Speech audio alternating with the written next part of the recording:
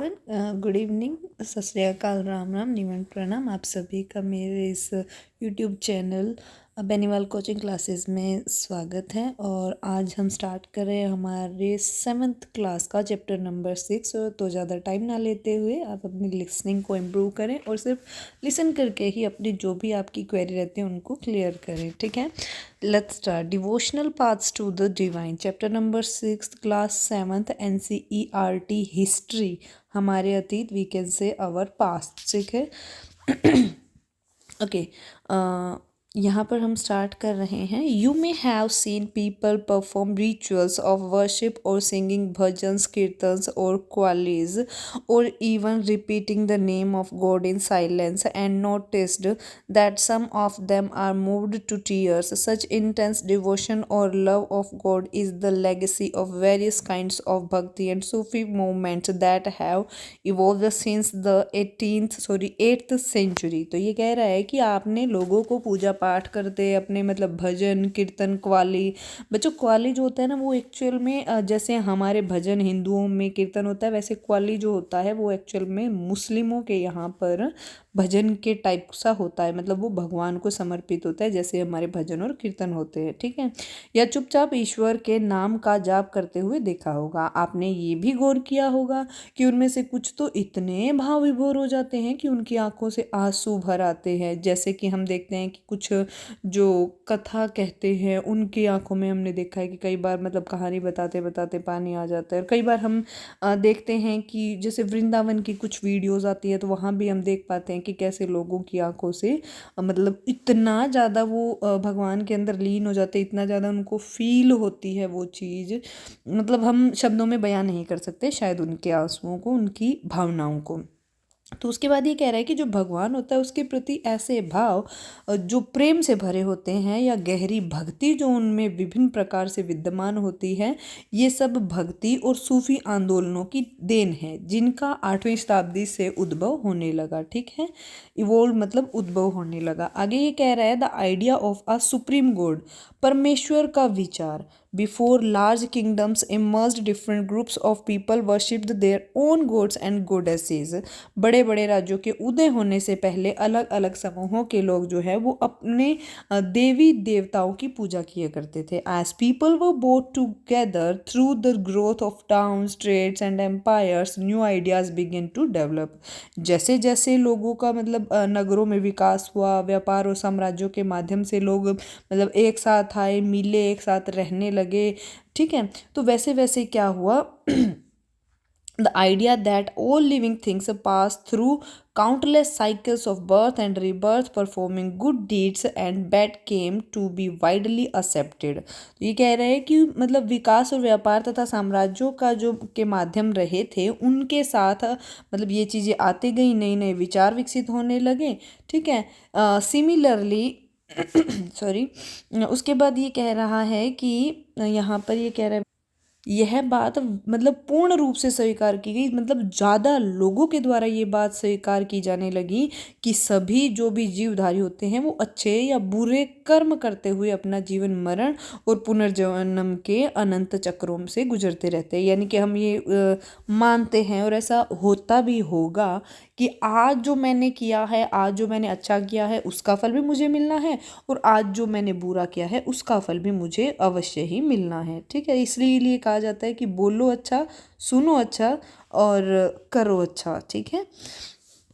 तो यही मेन बात रहती है और इस बात में कोई मतलब दो बात नहीं है, दो राय हो ही नहीं सकती। यहाँ पर हमें ये बात स्वीकार कर लेनी चाहिए। खैर, similarly the idea that all human beings are not equal even at birth gained ground during this period. The belief that social privilege came from birth in a noble family और a high caste was the subject of many learned text. यहाँ पर ये कह रहा है कि sorry, इसी प्रकार यह विचार भी मतलब गहराई में बैठ गया था कि सभी व्यक्ति जन्म के समय भी एक बराबर नहीं होते हैं। यह मान्यता कि सामाजिक विशेषाधिकार किसी उच्च परिवार अथवा ऊंची जाति में पैदा होने के कारण मिलते हैं, कई पांडित्यपूर्ण ग्रंथों का विषय था। ठीक है, high caste was the subject of many learn text. ठीक है बात। उसके बाद ये कह रहा है many people were uneasy with such ideas. कुछ लोग जो थे वो बेचैन थे, मतलब उन्हें ये बात पसंद नहीं आ रही थी। And turn to the teachings of Buddha और the Jains according to which it was possible to overcome social differences and break the cycle of rebirth through personal effort. तो उन्होंने क्या किया, इसीलिए उन्होंने बुद्ध तथा जैन के उपदेशों की ओर उन्मुख हुए, जिनके अनुसार व्यक्तिगत प्रयासों से सामाजिक अंतरों को दूर किया जा सकता है। ठीक है, उसके बाद ये कह रहा है कि और यहाँ पर ये इसमें इसने ये भी कहा है ब्रेक द साइकिल, मतलब तोड़ सकता है चक्र, the rebirth through personal effort, यानी कि व्यक्तिगत प्रयासों से क्या किया जा सकता है, जो सामाजिक अंतर है उनको दूर किया जा सकता है, उनसे छुटकारा पाया जा सकता है। Others felt attracted to the ideas of a supreme God who could deliver humans from such bondage if approached with devotion or bhakti. This idea advocated in Bhagavad Gita grew in popularity in the early centuries of the common era. यहाँ पर ये कह रहा है कि जो कुछ अन्य लोग हुए वे परमेश्वर संबंधी इस विचार से आकर्षित हुए कि यदि मनुष्य भक्ति भाव में परमेश्वर की शरण में जाए तो परमेश्वर व्यक्ति को इस बंधन से मुक्त कर सकता है। श्रीमद् भगवत गीता में यह विचार सामान्य सन की प्रारंभिक शताब्दियों में लोकप्रिय हो भी गया था। उसके बाद यहाँ पर साइड में हमें जो लिख के दे रखा है, will read it of course. The beginning of bhakti, worship of certain deities which became or central feature of later Hinduism gain in importance. ये कह रहा है बच्चों यहाँ पर कि जो भक्ति की शुरुआत है इन दिनों देवी देवताओं की पूजा का चलन भी शुरू हुआ था। ठीक है, बाद में हिंदू धर्म की यह प्रमुख पहचान भी बन गई थी, gain in importance. These deities included Shiva, Vishnu and goddesses such as Durga. तो ये कह रहा है कि इसमें किस किस को मेन स्थान मिला था, शिव को, विष्णु को, दुर्गा, इन देवी देवताओं को मुख्य जो स्थान था वो मिला था, और यही आज मिला भी हुआ है। These deities were worshipped through bhakti, an idea that became very popular at this time. Bhakti is generally understood as a person's devotion to his और her chosen deity. Anybody, whether rich or poor, belonging to the so-called high or low caste, man or woman, could follow the path of bhakti. The idea of bhakti is present in the Bhagavad Gita, a sacred book of the Hindus. तो यहाँ पर ये कहना चाह रहा है कि इन देवी देवताओं की जो पूजा थी वो भक्ति परंपरा के माध्यम से की जाती थी।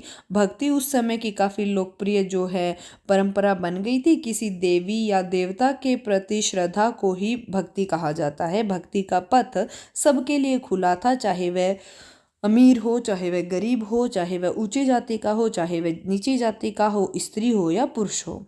भक्ति मार्ग की चर्चा जो है वो हिंदुओं के परम ग्रंथ किसमें, भगवत गीता में मिलती है। ठीक है बात, यहाँ तक क्लियर है कॉन्सेप्ट। अब ये आगे देखिए, यह आपको आगे बताएगा शिवा के बारे में। ठीक है बात। तो इसमें ये कह रहा है Shiva, Vishnu and Durga as supreme deities came to be worshipped through elaborate rituals. यहाँ वो कह रहा है कि विशद धार्मिक अनुष्ठानों में माध्यम से, उनके माध्यम से शिव, विष्णु तथा दुर्गा को परम देवी देवताओं के रूप में पूजा जाने लगा। एट द सेम टाइम, इसी समय gods and goddesses worshipped in different areas came to be identified with Shiva, Vishnu और दुर्गा। तो वो कह रहा है कि यही वो समय था जिसमें क्या किया गया, इनके साथ साथ अलग अलग क्षेत्रों में पूजे जाने वाले देवी देवताओं को शिव, विष्णु या दुर्गा का जो है रूप माना जाने लगा। इन द प्रोसेस, इसी प्रोसेस में local myths and legends became a part of Puranik stories and methods of worship recommended in the Purans were introduced into the local cults. Eventually, the Purans also laid down that it was possible for devotees to receive the grace of God regardless of their caste status. The idea of bhakti became so popular that even Buddhists and Jains adopted these beliefs. यहाँ पर ये कह रहा है बच्चों कि यही जो प्रक्रिया रही थी जिसमें मतलब शिव विष्णु का जो है रूप माना जाने लगा था, दुर्गा का रूप माना जाने लगा था, उसी प्रोसेस में स्थानीय मिथ या किस्से कहानियाँ पौराणिक कथाओं के अंग बन गए। पुराणों में पूजा की जिन पद्धतियों की अनुशंसा की गई थी उन्हें स्थानीय पंथों में भी अपनाया जाने लगा। आगे चलकर पुराणों में भी इस बात का उल्लेख किया गया कि भक्त भले ही किसी भी जाति या पाति का क्यों न हो, वह सच्ची भक्ति से ईश्वर की कृपा प्राप्त कर सकता है। मतलब पहले क्या होता था, अकॉर्डिंग टू कास्ट भगवान मिलते थे। अब क्या होने लग गया कि भगवान सबका है। आप चाहें तो आप शिव की पूजा कर सकते हैं, आप चाहें तो आप ईसा मसीह की पूजा कर सकते हैं, आप चाहें तो आप दुर्गा को मान सकते हैं, आप चाहें तो आप किसी भी परमात्मा को अपना जो है हनुमान जी को या किसी को भी आप अपना जो है गुरु मान सकते हैं, अपना इष्ट मान सकते हैं। तो यहीं पर बात रही कि वे सच्ची भक्ति से मतलब उनको क्या होना चाहिए, मतलब उसके अंदर सच्ची भक्ति होनी चाहिए। और भक्ति की विचारधारा, the idea of bhakti became so popular, मतलब बहुत ज़्यादा लोकप्रिय भी हो गया, that even Buddhist and Jains adopted these beliefs. मतलब क्या हो गया कि जो बुद्ध हैं और जो जैन हैं वो मतवावलंबियों ने भी इन विश्वासों को अपना लिया था। यानी कि जो बुद्धिस्ट रहे थे और जो जैन रहे थे उन्होंने भी इस चीज़ को अपनाना स्टार्ट कर दिया था। New kind of bhakti in South India, Nayanar and Alvar. ये कह रहे हैं कि साउथ इंडिया यानी कि दक्षिण भारत में भी भक्ति का एक नया प्रकार नयनार और अलवर हुए। The 7th to 9th centuries saw the emergence of new religious movements led by the Narayanas, saints devoted to Shiva, and Alvars, saints devoted to Vishnu, who came from all castes including those considered untouchable like the Puliyar and the Panaras। ठीक है, पनर्स। तो यहाँ पर ये कह रहा है कि 7वीं से 9वीं शताब्दी के बीच कुछ नए धार्मिक आंदोलनों का प्रादुर्भाव हुआ। इन आंदोलनों का नेतृत्व नयनारों यानी कि जो शैव संत थे उनने, और अलवारों यानी कि वैष्णव जो संत थे उन्होंने किया था। ठीक है बात। उसके बाद इन्होंने क्या किया, ये जो संत थे ये सभी जातियों के थे, मतलब इनमें ऐसा नहीं था कि ये इस जाति का ये उस जाति का, वो मिक्स थे, जिनमें पुलिया और पन्नार जैसे जो लोग थे वो अस्पृश्य समझी मानी जातियों के लोग भी उनमें शामिल थे। ठीक है। They were sharply critical of Buddhist and Jains and preached ardent love of Shiva और Vishnu as the path to salvation. तो यहाँ पर इन्होंने क्या किया बच्चों, ये जो बौद्ध और जो जैन थे इनके कटु आलोचक थे, और ठीक है, और ये शिव तथा विष्णु के प्रति सच्चे प्रेम को मुक्ति का मार्ग बताते थे। दे Drew upon the idols of love and heroism as found in the Sangam literature, the earliest example of Tamil literature composed during the early centuries of the Common Era, and blended them with the values of Bhakti. The Nayanar and Alvars went from place to place composing exquisite poems in praise of the deities enshrined in the villages they visited and set them to music। ये कह रहा है कि उन्होंने क्या किया बच्चों कि संगम साहित्य यानी कि जो तमिल साहित्य का प्राचीनतम उदाहरण रहा, और सामान्य सन यानी ईस्वी सन की प्रारंभिक शताब्दियों में रचित में सम्माहित प्यार और शूरवीरता के आदर्शों को अपनाकर भक्ति के मूल्यों में उनका समावेश किया था। नयनार और अलवार घुमक्कड़ साधु संत थे। वे जिस किसी स्थानीय गांव में जाते थे वहां के स्थानीय देवी देवताओं की प्रशंसा में सुंदर कविताएं रचकर उन्हें संगीतबद्ध किया करते थे। ठीक है बात। यहाँ पर आपको दे रखा है फिगर 1। ठीक है, a page from a South Indian manuscript of the Bhagavad Gita, यानी कि ये जो आपको पेज दिखाई दे रहा है ये भगवत गीता से उठाया गया है। You can observe this process of local myths and legends receiving wider acceptance even today. Can you find some examples around you? ये कह रहा है कि आज भी आम तौर पर जो होता है स्थानीय मिथ या किस्से कहानियों की अलग अलग प्रक्रियाएं जो है वो चलती हैं और लोग उनको स्वीकार भी करते हैं। क्या आप अपने आसपास कुछ ऐसे उदाहरण ढूंढ सकते हैं? तो बच्चों, जो हमारे आसपास से बिलोंग कर रहा है तो उनके लिए तो एक सबसे बड़ा उदाहरण जो है वो ये है कि आप अग्रवा धाम के बारे में शायद आप लोगों ने सुना हो। एज ए लोकल हम इस बात के बारे में डिस्कस कर सकते हैं।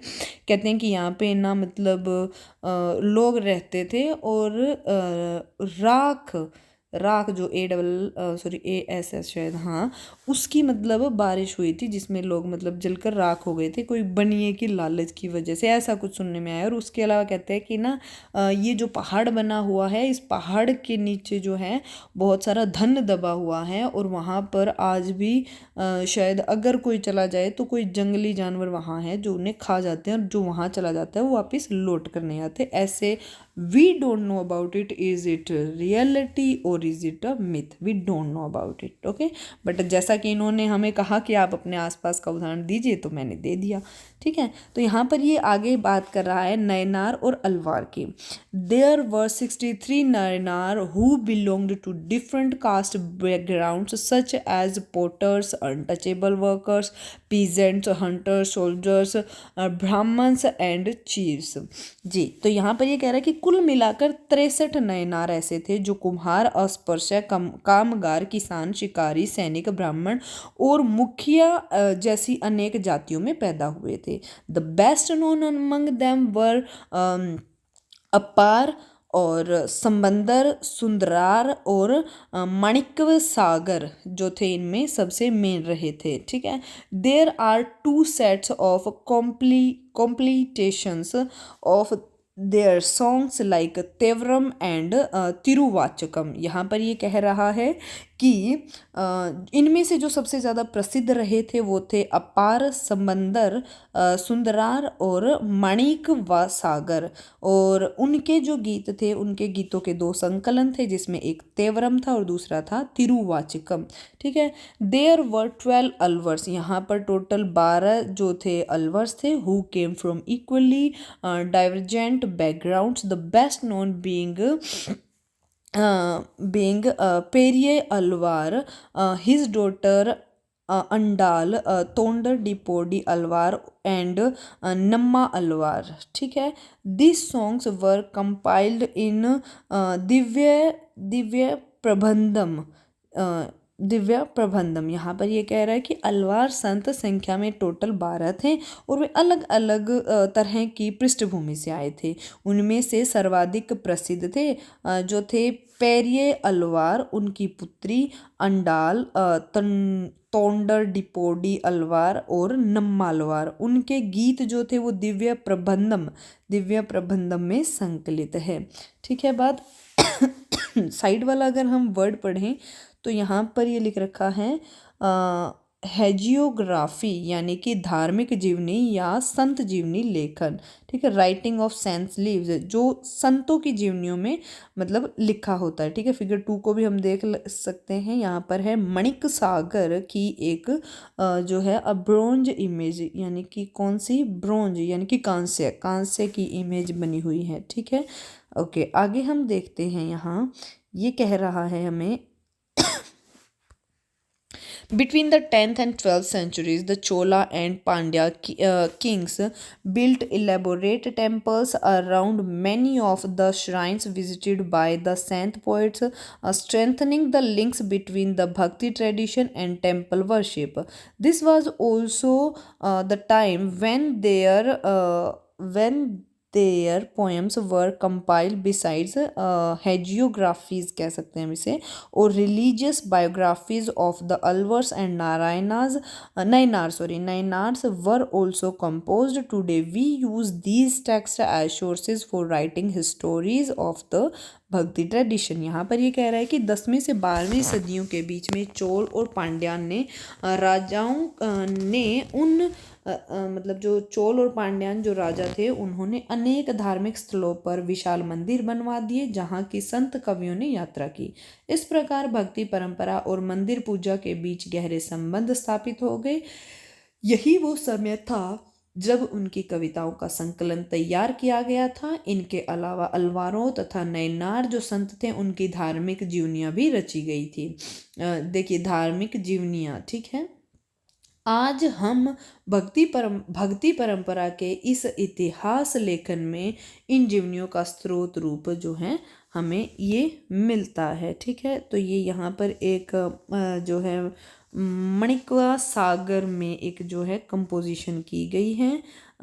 Into my vile body of flesh you came as though it were a temple of gold and soothed me wholly and saved me, O Lord of grace, so pure sorrow and birth and death and illusion you took from me and set me free. O bliss, O light, I have taken refuge in you and never can I be parted from you. ठीक है। तो यहाँ पर ये कह रहे हैं मेरे हाड़ मास के इस घृणित पुतले में तुम आए, मतलब वो अपनी भक्ति दिखा रहा है गॉड को, ठीक है। The devoted and the Lord, यानी कि वो भक्ति वहाँ पर दिखा रहा है गॉड को, जिसमें वो इन लाइनों का यूज़ कर रहा है। और मतलब ऐसा लग रहा है कि बहुत ही सुंदर तरीके से अपनी लाइनों को जो है वो उकेरित कर रहा है, ठीक है, अपनी भावनाओं को। तो यहाँ लिखा है कि मेरे हार्ड मास के इस घृणित पुतले में तुम आए जैसे यह कोई सोने का मंदिर हो। मेरे कृपालु प्रभु, मेरे विशुद्धतम रत्न, तुमने मुझे सांत्वना देकर बचा लिया। तुमने मेरा दुख, मेरा जन्म मृत्यु का कष्ट और मोह माया हर लिया और मुझे मुक्त कर दिया। हे ब्रह्मानंद, हे प्रकाश में, मैंने तुम में शरण ली है और मैं तुमसे कभी दूर नहीं हो सकता। How does the poet describe his relationship with the deity. अब यहाँ पर ये हमें कविता सुनाकर ये पूछा जा रहा है कि कवि ने भगवान के साथ अपने संबंध का कैसे वर्णन किया है। तो कृपया आप अपने शब्दों में बताने का, सोचने का साहस करें, ठीक है। बात फिलोसफी एंड भक्ति, यहाँ लिख रखा है कि दर्शन और भक्ति। तो सबसे पहले जो नाम निकल कर आ रहा है वो है शंकरा, ठीक है। तो Shankara, one of the most influential philosophers of India, was born in Kerala in the 8th century. He was an advocate of Advaita, or the doctrine of the oneness of the individual soul and the supreme God, which is ultimate reality. He thought that Brahman, the only or ultimate reality, was formless and without any attributes. He considered the world around us to be an illusion or Maya, and preached renunciation of the world and adoption of the path of knowledge to understand the true nature of Brahman and attain salvation. यहाँ पर ये कह रहा है कि भारत के जो सबसे ज़्यादा प्रभावशाली जो दार्शनिक थे, फिलोसफर्स जो थे, उनमें से एक शंकर नाम का हुआ था, जिनका जो जन्म है वो 8th सेंचुरी का बताया जाता है और वो भी केरल प्रदेश में। वे अद्वैतवाद के समर्थक थे। वो किसके? अद्वैता के जो थे वो समर्थक थे, एडवोकेट थे, जिसके उनके अकॉर्डिंग जो था जीवात्मा और परमात्मा जो परम सत्य है दोनों एक ही है। जीवात्मा और परमात्मा, यानी कि यहाँ पर ये कहना चाह रहा है कि भगवान अलग नहीं है, हम हैं, हमारे अंदर ही भगवान है। उनमें उन्होंने यह भी शिक्षा दी कि ब्रह्मा जो एकमात्र या परम सत्य है वह निर्गुण और निराकार है। आगे उन्होंने कहा कि he consider the world around us to be an illusion और maya and prized renunciation of the world and adoption of the path of knowledge to understand the true nature of Brahman and attain salvation. Shankar ने हमारे चारों ओर के संसार को मिथ्या या माया माना और संसार का परित्याग करने यानी कि संन्यास लेने और ब्रह्मा की सही प्रकृति को समझने और मोक्ष प्राप्त करने के लिए ज्ञान के मार्ग को अपनाने का उपदेश दिया। ठीक है, मतलब जब ज्ञान के नाम पे जब स्टडी स्टार्ट हुई थी तब कुछ और था और आज ज्ञान के नाम पे कुछ और ही है। ठीक है, आज ज्ञान के नाम पे सिर्फ जॉब होती है। पैसा कमाना होता है। और उस टाइम जब ज्ञान के नाम की शुरुआत हुई थी तो वहाँ पर हम ये कह सकते हैं कि सिर्फ और सिर्फ मोक्ष प्राप्ति के लिए, यानी कि अंतरात्मा को शांत करने के लिए ज्ञान प्राप्त किया जाता था। Ramanuja born in Tamil Nadu in the 11th century was deeply influenced by the Alvars. वो कह रहा है कि रामानुज जो 11वीं शताब्दी में तमिलनाडु में पैदा हुए थे। बच्चों यहाँ याद रखने वाली बात ये है कि शंकर नाम के जो फिलोसोफर थे वो उनका बर्थ जो है वो 8th सेंचुरी में बताया जा रहा है, और वो भी केरल प्रदेश में। और उसके बाद जो रामानुज है उनका जन्म 11वीं शताब्दी में बताया जा रहा है, वो तमिलनाडु में उनका जन्म बताया जा रहा है। वो डीपली इन्फ्लुएंस्ड बाय अलवर्स, और वो क्या थे, बहुत ज़्यादा प्रभावित थे अलवर्स से। ठीक है, अकॉर्डिंग टू हिम, उनके अनुसार the best means of attaining salvation was through intense devotion to Vishnu. तो यहाँ पर उनके अनुसार बताया जा रहा है कि मोक्ष प्राप्त करने के लिए करने का जो उपाय है वो है विष्णु के प्रति अनन्य भक्ति भाव रखना। ठीक है बात। Vishnu in his grace helps the devotee to attain the bliss of union with him. वो कह रहा है कि भगवान विष्णु की कृपा दृष्टि भक्त जो है मतलब भक्त उनके साथ एकाकार होने का परम आनंद प्राप्त कर सकता है। He propounded the doctrine of Vishishtadvaita और qualified oneness in that the soul even when united with the supreme God remain distinct. Ramanuja's doctrine greatly inspired the new strand of bhakti which developed in North India subsequently। वो कह रहा है यहाँ पर, वो हमें कहता है कि जो रामानुज हैं उन्होंने विशिष्टता द्वैत के सिद्धांत को प्रभावित किया, प्रिंसिपल को प्रभावित किया, और उसके बाद जिनके अनुसार आत्मा परमात्मा से जुड़ने के बाद भी यहाँ पर क्या होता है कि अपनी अलग सत्ता जो है वो बनाए रखती है। आत्मा परमात्मा से जुड़ने के बाद भी अपनी अलग जो सत्ता है उसे बनाए रखती है। जैसा कि हम देख सकते हैं कि शंकर ने कहा था कि जो जीवात्मा है वही परमात्मा है, वही रामानुज जो है वो कह रहे हैं कि अगर आत्मा का परमात्मा से मिलन हो भी जाता है तो भी वो अपनी अलग सत्ता बनाए रखते। कौन? आत्मा। रामानुज के सिद्धांत ने भक्ति की नई धारा को बहुत प्रेरित किया, जो परवर्ती काल में उत्तरी भारत में ज़्यादा विकसित हुई। कहाँ? नॉर्थ में बहुत ज़्यादा विकसित हुई। We are living in north. ठीक है, wherever we live it doesn't matter. ठीक है, आगे आ रहा है बसवन्नाज वीर शिवाइज्म। ठीक है, we noted earlier the connection between the Tamil bhakti movement and temple worship. हमने पहले पढ़ा कि तमिल भक्ति आंदोलन और मंदिर पूजा के बीच क्या संबंध थे। This in turn led to a reaction that is best represented in the Virashaiva movement initiated by Basavanna and his companions like Allama Prabhu and Akka Mahadevi. ठीक है, तो यहाँ पर ये कह रहा है कि हम पहले पढ़ ही चुके हैं कि तमिल जो भक्ति है वो आंदोलन के भक्ति आंदोलन और मंदिर पूजा के बीच इनमें कुछ संबंध थे, और इसी का जो रिजल्ट आता है उसमें ये प्रतिक्रिया हुई। वह बसवन्ना और अल्लमा प्रभु और अक्कम महादेवी जैसे उसके साथियों द्वारा प्रारंभ किए गए वीर शैव आंदोलन में स्पष्टतः दिखलाई देती है। This movement began in Karnataka in the mid 12th century. द Veershaivas argued strongly for the equality of all human beings and against Brahmanical ideas about caste and the treatment of women. They were also against all form of rituals and idol worship। ये कह रहा है यहाँ पर कि वह आंदोलन 12वीं शताब्दी के मध्य में कर्नाटक में स्टार्ट हुआ था। वीरशैवों ने सभी व्यक्तियों की समानता के पक्ष में और जाति तथा नारी के प्रति व्यवहार के बारे में ब्राह्मणवादी विचारधारा के विरुद्ध अपने प्रबल तर्क प्रस्तुत किए। इसके अलावा वे सभी प्रकार के कर्मकांडों और मूर्ति पूजा के विरुद्ध थे। कौन बच्चों? यहाँ पर बात कर रहे थे हम बसवन्ना एंड वीरशैववाद। ठीक है बात?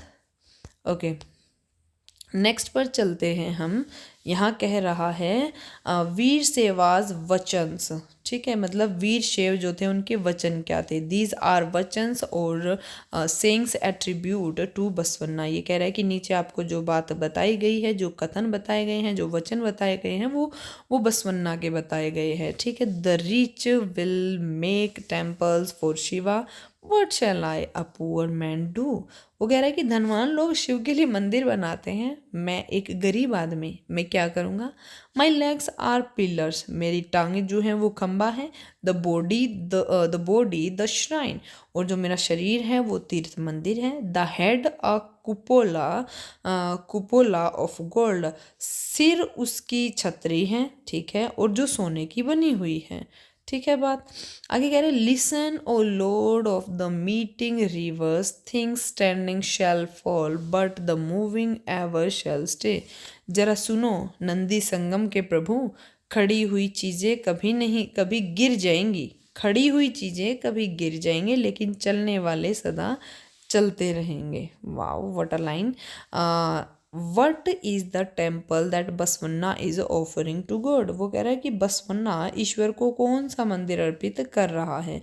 ओके, हम ये जो पिंक में लाइन दी हुई है हम पहले इसे रीड करने के ट्राई करते हैं। ये लिख रहा है कि sorry, the Vaishnava poet saints of Maharashtra such as Jnaneshwar, ये कह रहे हैं जन्नेश्वर, या हिंदी में हम कह सकते हैं Jnaneshwar, Namadeva, Eknath and Tukaram were devotees of Lord Vithala. Devotion around Lord Vithala gave rise to the Varkari sect, which lay emphasis on an annual pilgrimage to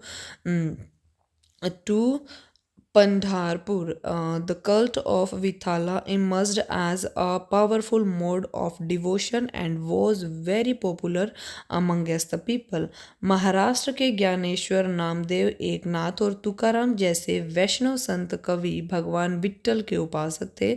भगवान विट्ठल की आराधना ने वारकारी संप्रदाय को जन्म दिया, जो पंढरपुर की वार्षिक तीर्थ यात्रा पर जोर देता है। विट्ठल संप्रदाय का भक्ति के शक्तिशाली उपादान के रूप में उदय हुआ तथा लोगों में काफ़ी लोकप्रिय भी वो वहाँ पर रहे थे। ठीक है, भक्ति मूवमेंट इन द डिकेन। ठीक है, चलिए हम स्टार्ट करते हैं। डिकेन कह लो इसे या दक्कन कह लो। तो दक्कन में जो था भक्ति मूवमेंट की यहाँ पर बात हो रही है। From the 13th to the 17th centuries, Maharashtra saw a great number of saint poets whose songs in simple Marathi continue to inspire people. वो कह रहा है कि 13वीं से 17वीं शताब्दी, ध्यान से सुने, ये सन जो है आपको याद रखने की बहुत ज़्यादा नीड होती है। 13वीं से 17वीं शताब्दी तक महाराष्ट्र में अनेक संत कवि हुए जिनके सरल मराठी भाषा में लिखे गए गीत आज भी जन मन को प्रेरित करते हैं।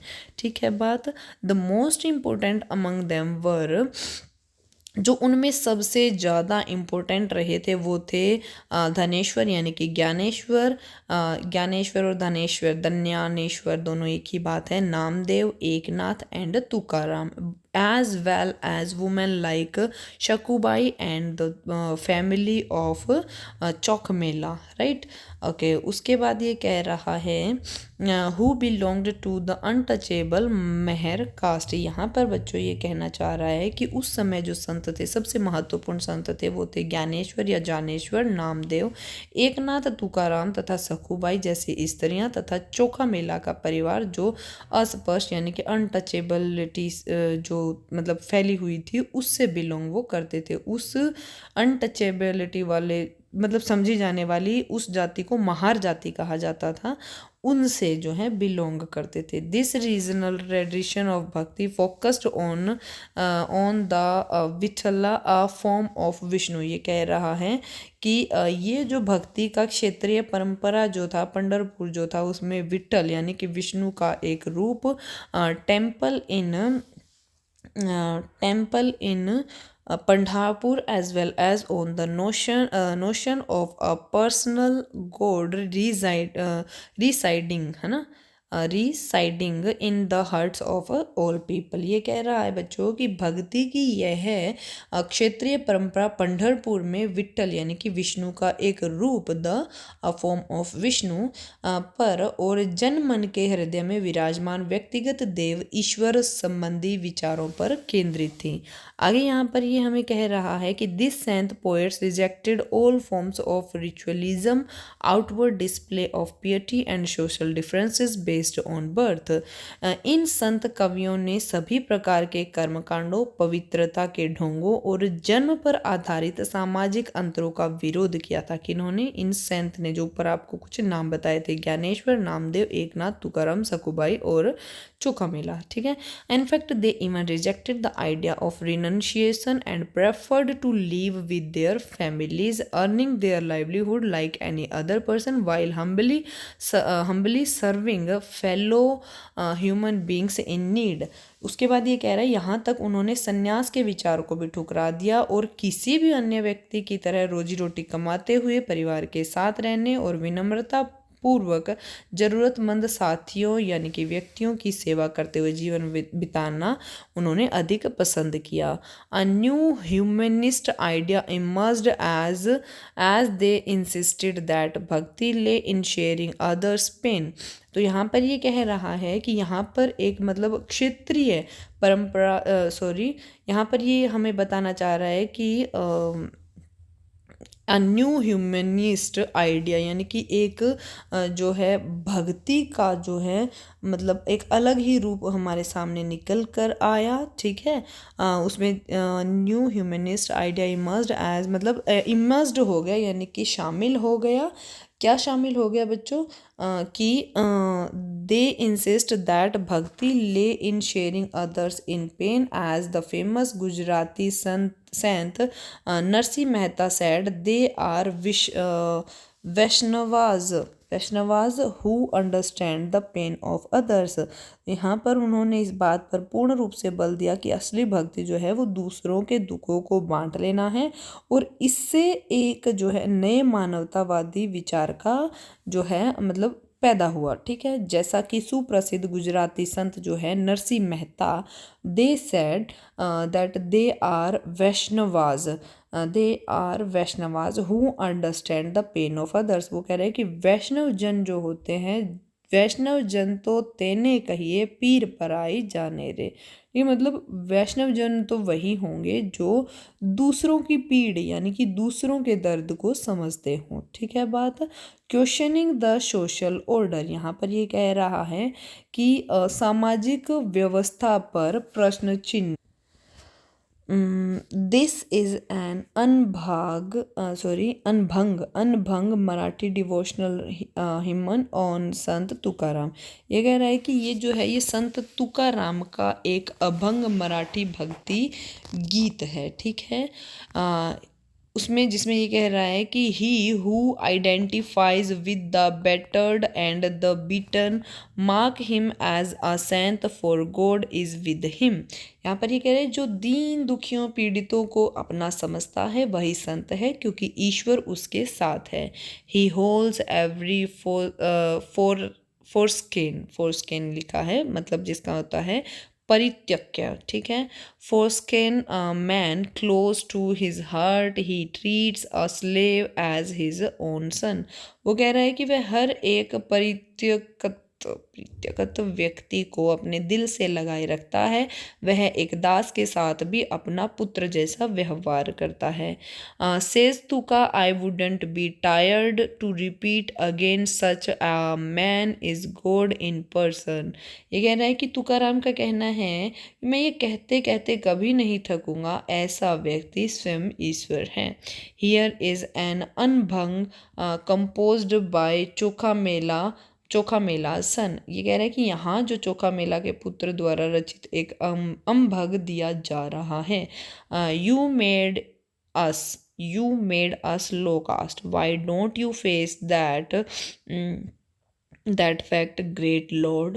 Our whole life left over food to eat. You should be ashamed of this. You have eaten in our home. How can you deny it? Chokha's son, Karma Mela asked, why did you give me life? तुमने हमें नीची जाति का बनाया। मेरे महाप्रभु, तुम स्वयं यह स्थिति स्वीकार करके तो देखो, हमने जीवन भर झूठन खानी पड़ी है। इसके लिए मेरे प्रभु तुम्हें शर्म आनी चाहिए। तुम तो हमारे घर में खा चुके हो, तुम इसे कैसे इनकार कर सकते हो? चोखा का बेटा कर्मा मेला पूछता है, तुमने मुझे जिंदगी क्यों दी? Discuss the ideas about the social order expressed in this composition. आप इन रचनाओं के बारे में, मतलब अभिव्यक्ति सामाजिक व्यवस्था के बारे में आप मतलब आपस में एटलीस्ट चर्चा तो करके देखे ही, ठीक है। आगे बच्चों यहाँ पर आ रहा है मोस्ट इम्पोर्टेंट है नाथ पंथीज, सिद्धाज एंड योगीज, यानी कि जो नाथ पंथ थे, जो सिद्ध थे और जो योगी थे, उनके बारे में। A number of the religious groups that emerged during this period criticised the ritual and other aspects of conventional religion and the social order using simple logical arguments। ये जो काल रहा बच्चों, इसमें क्या हुआ, अनेक जो है धर्म आए जिनमें नॉर्मल जो तर्क वितर्क जो थे उसका सहारा लेकर रूढ़िवादी धर्म के कर्मकांड और अन्य जो बनावटी पहलू जो रहे थे उनके बारे में, और जो हमारी सोशल ऑर्डर जो थी, मतलब सामाजिक जो व्यवस्था थी, उन सब को क्रिटिसाइज किया गया, उन सब का क्या किया गया, तिरस्कार किया गया। Among them were the Nathpanthis, Siddhacharyas and Yogis, और उनके अंदर कौन कौन शामिल थे? वो थे नाथपंथी, सिद्धाचार्य और योगी, ठीक है। दे एडवोकेटेड रिनंशिएशन ऑफ द वर्ल्ड, उन्होंने जो है विचार रखा संसार का मतलब परित्याग करने का, ठीक है। दे to them the path to salvation lay in meditation on them formless ultimate reality and the realization of oneness with it। यहाँ पर ये कह रहा है कि उनके विचार से निराकार परम सत्य का चिंतन मनन और उनके साथ एक हो जाने की अनुभूति ही जो है वो मोक्ष का रास्ता है। To achieve this they advocated intense and training of the mind and the body through practices like yogasanas, breathing exercises and meditation। These groups become particularly popular among low caste. ये कह रहा है यहाँ पर कि उन्होंने किन किन चीज़ों पर उस टाइम जोर दिया था। उन्होंने योगासन पर, प्राणायाम पर और चिंतन मनन जैसी जो क्रियाएं हमारे शरीर से हैं उन चीज़ों पर उन्होंने जोर दिया था, और इन्हीं के माध्यम से शरीर की कठोर प्रशिक्षण देने की उन्होंने आवश्यकता पर भी बल दिया। और वास्तव में वो जो है लो कास्ट से बिलोंग, मतलब क्या है कि ज़्यादा सॉरी जब वो फेमस हुए तो वो लो कास्ट के लोगों में, टू मीन टू से कि अपर कास्ट के बजाय लो कास्ट के जो लोग थे वो उन्हें ज़्यादा तवज्जो देते थे। Their criticism of conventional religion created by the ground for devotional religion to become a popular force in northern India. वो कह रहा है कि उनके द्वारा जो भी रूढ़िवादी धर्म की आलोचना में जो भी भक्ति मार्ग धर्म के लिए आधार तैयार किए गए वो आगे चलकर उत्तरी भारत में जो है काफ़ी लोकप्रिय साबित हुए, यानी कि नॉर्थ इंडिया, यानी कि हरियाणा, राजस्थान, गुजरात, मध्य प्रदेश और आपका आंध्र प्रदेश, जम्मू कश्मीर, यहाँ पर जो है ये चीज़ें ज़्यादा फेमस हुई थी। The sense had much in common with the Sufis, so much so that it is believed that they adopted many ideas of each other। Sufis were Muslim mystics। They rejected outward religiosity and emphasized love and devotion to God and compassion towards all fellow human beings.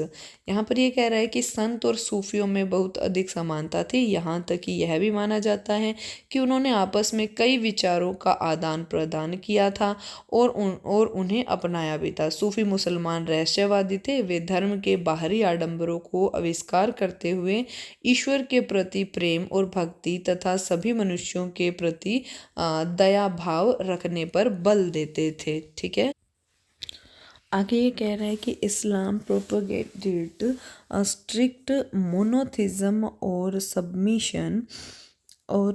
Submission to one God. ये कह रहा है कि इस्लाम जो थे उन्होंने एकेश्वरवाद यानी एक अल्लाह के प्रति पूर्ण समर्पण का दृढ़ता से प्रचार किया था। In the 8th and 19th century religious scholars developed different aspects of the holy law, जिसको कहा गया था शरीयत एंड थियोलॉजी ऑफ इस्लाम। 8वीं और 9वीं शताब्दी में धार्मिक विद्वानों ने पवित्र कानून शरिया और इस्लामिक धर्मशास्त्र के विभिन्न पहलुओं को विकसित किया था। While the religion of the Islam gradually became more complex, Sufis provided it with an additional dimension that favored a more personal devotion to God। तो ये कह रहा है कि इस्लाम धीरे धीरे और जटिल होता गया, जबकि सूफियों ने एक अलग रास्ता दिखाया जो ईश्वर के प्रति व्यक्तिगत समर्पण पर जो है बल देता था। The Sufis often rejected the elaborate rituals and codes of behaviours demanded by Muslim religious scholars. They sought union with God much as a lover seeks his believed with a disregard for the world। तो यहाँ पे ये कह रहा है कि सूफी लोगों ने मुस्लिम धार्मिक विद्वानों द्वारा निर्धारित विशुद्ध कर्मकांड और आचार संहिता को भी मतलब बहुत कुछ उसका जो था वो अस्वीकार किया था। वे ईश्वर के साथ ठीक उसी प्रकार से जुड़े रहना चाहते थे जिस प्रकार एक जो लवर होता है, एक जो प्रेमी होता है, वो बिना दुनिया की परवाह किए अपनी मतलब प्रियतमा के लिए मतलब जैसा वो सोचता है उतना वो मतलब उसके अंदर लीन होना चाहते थे। ठीक है, मतलब उन्होंने बहुत सारे एस्पेक्ट्स जो थे मुस्लिम धर्म से रिलेटेड वो उन्होंने हटा दिए थे। बच्चों मुझे नहीं पता इसमें ये चीज़ आनी है या नहीं आनी, sorry for it, I will do it again. मुझे नहीं पता कि आपके मतलब इसमें चैप्टर में ये चीज़ आनी है या नहीं आनी, बट मैं आपके साथ शेयर जरूर करना चाहूँगी। एक्चुअल में जो मुस्लिम धर्म था, मुस्लिम धर्म की अगर मैं बात करूँ तो वो हज़रत मोहम्मद साहब द्वारा बनाया गया था। I will make a separate video on it as well. ठीक है, तो और इनका जो जन्म था वो 50-70 में जो था मक्का मदीना में इनका जन्म हुआ था, और 610 में अलाइटमेंट इनको मिली थी, वो भी हीरा केव में मिली थी। और उसके बाद ये कह रहे हैं कि ये जो थे मतलब इनकी उत्पत्ति हुई थी 17th सेंचुरी में। मेन जो बात मानी जाती है उसके लिए 17th सेंचुरी और 1622 मतलब जैसे ही दूसरे धर्म के लोगों को इनकी वजह से अपने धर्म पर मतलब डर महसूस हुआ कि इनसे क्या होगा, मतलब कुछ गलत हो जाएगा या फिर लोग जो है मतलब इस धर्म की तरफ ज़्यादा फॉलोवर इनके बढ़ रहे हैं, तो उन्होंने क्या किया, उन्होंने उनको यहाँ से मतलब एक तरह से देश निकाला दे दिया, जो 622 में दिया गया था। और फिर ये मक्का से मदीना चले गए थे। ठीक है, और इनकी जर्नी जो थी वो मतलब हिजारत उसको नाम दिया जाता है। ठीक है, और इसलिए 622 को हिजरी संवत भी कहा जाता है। वो मक्का से मदीना चले गए थे। फिर इनकी सॉरी फॉर इट, इनकी डेथ कहते हैं कि 632 में हुई थी, मदीना में हुई थी। ठीक है, और इनके वैसे तो बहुत सारे जो थे उत्तराधिकारी बनते थे, लेकिन मेन जो उत्तराधिकारी बनता था ना उस टाइम, कहते हैं कि उस टाइम जो उत्तराधिकारी बनता था वो अबू बकरा मतलब जो था ना वो बना था, लेकिन जो उत्तराधिकारी बन सकता था खलीफा जो था ना, खलीफा उत्तराधिकारी हक रखते थे और खलीफा कहा जाता था जो उत्तराधिकारी एक्चुअल में होते थे। और वो उनका जो दामाद था अली वो रखता था। बट इन्होंने किसे बनाया, इन्होंने अबू बकर है, अबू बकर को बनाया फर्स्ट, सेकंड को बनाया उमर, और थर्ड था उस्मान, और फोर्थ जो था ना वो अली जो थे, जो इनके पहले शिष्य भी रहे हैं, उनको इन्होंने अपना मतलब फोर्थ बनाया था खलीफा। ठीक है। और जो लोग मतलब अब वही बात होगी कि धर्म के हिसाब से ऐसे बंटवारा होने लग गया था, तो इन्होंने क्या किया कि इन्होंने मतलब कुछ लोग कह रहे थे कि अली को हम फर्स्ट हमारा खलीफा मानेंगे, कुछ कह रहे थे कि हम तो अबू बकर को मानेंगे। तो उसकी वजह से भी क्या हुआ, जो मुस्लिम धर्म है वो भी 2 पार्ट्स में डिवाइड हो गया था, जो एक था शिया और दूसरा था सुन्नी। ठीक है। तो फिर कहते हैं शायद सूफी संत था या कोई और नाम था, एक्चुअली मुझे ध्यान नहीं है, तो उन्होंने वापस आके मतलब उनकी वजह से जो है ये धर्म 2 से वापस 1 में हो गया था, क्योंकि जो अली को मानने वाले थे वो 15 to 20% ही थे ओनली। ठीक है। उसके अलावा कहते हैं कि इस्लाम धर्म का अगर आपको मतलब अगर आप फॉलो करना चाहते हैं, तो अगर आप अपने आप को सच्चा मुस्लिम बनाना चाहते हो, तो उसमें आपके 5 जो है ना वो मेन वो रहते हैं। ठीक है। तो इस्लाम धर्म के आधार पर मोनोथिस्ट रिलीजन जो है वो ये रहता है कि इनका एक ही ईश्वर है, इसमें कुछ भी अलग नहीं होगा। ठीक है। तो उसमें सबसे पहला जो मतलब 5 पिलर में जो सबसे पहला पिलर है बच्चों, वो होता है कि ये कलमा पढ़ना आना चाहिए, और जो लोग मतलब कलमा नहीं पढ़ते हैं उनको काफिर कहा जाता है, जो मतलब कलमे में विश्वास नहीं करते। ठीक है। दूसरा होता है कि इनकी 5 टाइम नमाज पढ़ी जानी चाहिए। तीसरा होता है कि जो रमज़ान है, रमज़ान का जो महीना है उसमें वो रोज़ा रखेंगे, और जो शायद चांद वगैरह दिखेगा उस दिन वो उनके रोज़े खुलेंगे। ठीक है। हज की यात्रा, मतलब जो एक मुसलमान है वो हज की यात्रा जरूर करे। ठीक है। एक सच्चा जो मुसलमान रहेगा वो हज की यात्रा करेगा, यानी कि मक्का मदीना जाके जरूर आएगा, चाहे उसकी जेब में पैसे हो या ना हो, बट वो कह रहे हैं कि वो ट्राई जरूर करे एटलीस्ट। ठीक है। उसके बाद वो कह रहे हैं कि जक़ात यानी कि जक़ात ये कह रहे हैं जिसको हम कहते हैं दान करना। ठीक है। तो आप जक़ात करो, आप दान करो, लेकिन इनके हिसाब से बाएं हाथ को भी पता नहीं चलना चाहिए कि दाएं हाथ ने क्या दान किया है। ठीक है बात। ऐसा मतलब कुछ होता है इस मुस्लिम धर्म को अपनाने के लिए, ये मैंने मतलब पढ़ा मैंने कहीं, इसलिए मैं आपके साथ शेयर कर रही हूँ, ताकि आप लोगों के पास भी इस चीज़ की नॉलेज हो। ठीक है बात। और आज के लिए इतना ही रखते हैं बच्चों, नेक्स्ट वीडियो से हम स्टार्ट करेंगे। ठीक है बात। और उसके अलावा अगर मैं एक आध पॉइंट और आपके साथ शेयर करूं, तो वो मैं यही करूंगी कि मुस्लिमों का जो आक्रमण था, मुस्लिमों के आक्रमण के साथ ही मेडिवल इंडिया का जो है हम स्टार्टिंग मानते हैं, जो 712 ईसा पूर्व में हुई थी। ईसा पूर्व की अगर मैं बात करूं तो बच्चों ईसा पूर्व का मतलब हो गया कि हम जो ये पता नहीं कौन सा कैलेंडर, शायद ग्रेगोरियन या I don't remember that particular name, हम जो वो कैलेंडर मानते हैं ना, तो कहते हैं उसमें हमारे ईसा मसीह का जन्म हुआ था। तो उससे पहले जो है उसे हम ईसा पूर्व मानते हैं, यानी कि ईसाई के जन्म से पहले। ठीक है बात। उसके बाद ये आपका नॉर्मल चल रहा है, और वो जो पीछे वाला चलता है वो रिवर्स चलता है एक्चुअल में। ठीक है। तो कहने कि 712 से 1707 ईस्वी तक मतलब जो था मुस्लिमों का शायद रहा था। ठीक है। और अरब से मोहम्मद बिन कासिम जो थे वो आए थे सबसे पहले हमारे भारत में। He was the first Muslim who invaded India. ठीक है। यानी कि आक्रमणकारी जो थे, और भारत पर पहला आक्रमण पहली बार उन्होंने किया था। और he attacked Sindh and defeated a Hindu ruler Dahir. ठीक है। और इनके द्वारा गोल्ड कॉइन्स चलवाए गए थे। ये 2 पॉइंट और सुन लो, इनके द्वारा ही मतलब भारत में सबसे पहले गोल्ड कॉइन्स चलवाए गए, जिनको दिरहम सिक्के नाम दिया गया था। जाजिया टैक्स जो था वो भी इनके द्वारा चलाया गया था। जो टैक्स जो था मतलब वो भी कौन देगा, नॉन मुस्लिम देगा, एक्सेप्ट आपके ब्राह्मण, यानी कि ब्राह्मणों से किसी तरह का टैक्स नहीं लिया जाता था। ठीक है बात। उम्मीद करती हूँ आपको ये वीडियो पसंद आएगी। अगर आपको किसी भी तरह की कोई भी क्वेरी हो, कोई भी दिक्कत हो, तो please comment on my video, and please subscribe and like share my channel. Thank you.